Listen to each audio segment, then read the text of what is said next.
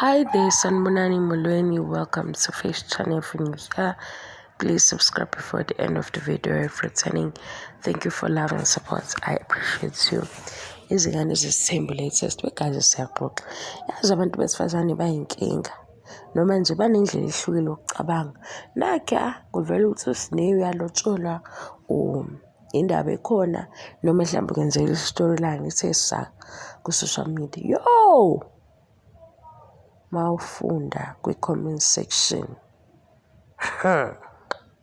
Comment section ayikho into engashiwo. Mawuthi uyabheka omama lapha, osisi abadala. Yazi mina wegazi bayangixaka indlela abanendlela eselective yokwenza izinto nokucabanga. Kufana nani ngathini? Khona into yabo mhlawumbe mawuthi ufuna ukubona ukuthi abantu abacabanga kanjani or bazizwa kanjani ngento, faka uSineyo. Mase uyashintsha ukhulume ngento efana ungafaki uSineyo, ubuke ifilimu. Athusa leya post le kade ngiyibuka indlela okunegative ngayo. Yo. Well guys, angicabangi ukuthi social media unayo indlela yokwenza ukuthi umuntu nje evele ebe ne-anger, abe bitter noma engasafanele.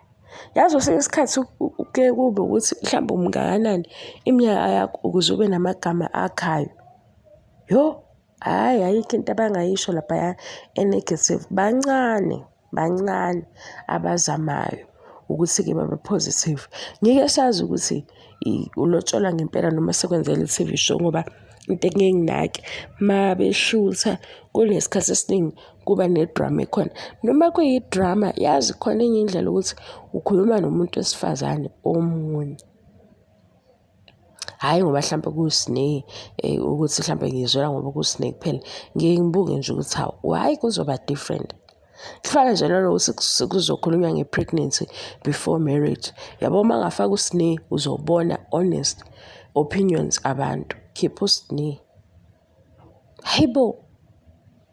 Ubona ukuthi yabo uma ngabe uSineyo ungabona ukuthi abantu abacabanga izinto zo-stress, anxiety, depression.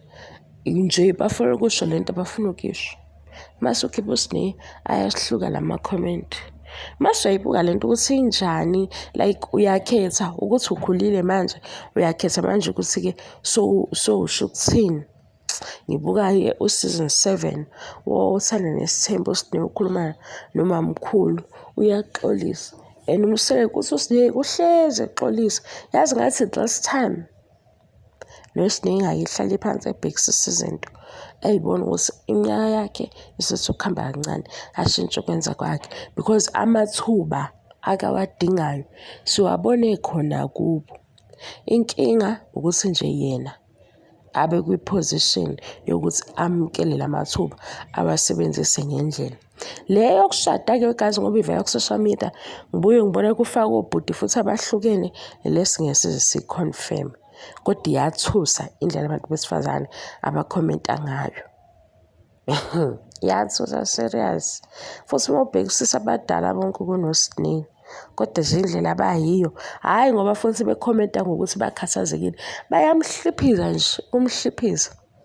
Hhayi futhi ngoba sekumayelana nokuthi uSineyo kuye kuvela ukuthi akahloniphi abazali bakhe, akusikhona lokho. Yile behavior nje ekhona ku-social media ongeke uzizwe uyazi ukuthi kahle kahle yile nto le ye-social media noma uthole nje indawo yokuthi uma uku-social media uzoba nje.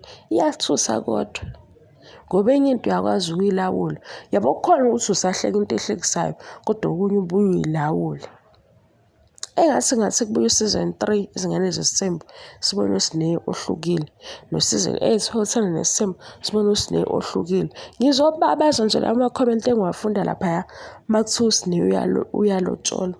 Ukuthi leyo bhuti-ke sebangene lento. Ukuthi nje hhayi bevele bebe naye abamkhethayo ukuthi lo izomhliphiza noma ngayiphi indlela. Yazi ngathi ngahamba iphele lento ngoba ibingajwayelekile yona siyajwayeleka. Hhayi siyajwayeleka kazi iyathusa phela enye into. Okwami-ke ukubonga i-support ngizwa ngine-flu engathi ngizoma nje kancane ukwenza lamavidiyo ngoba angikwazi ukwenza amavidiyo amade, angazi futhi ukwenza amavidiyo a-serious ngenxa yokuthi kunje ivoice yami i-flu, kodwa ngiyabonga i-support, ngiyabonga ngiqede. Bye.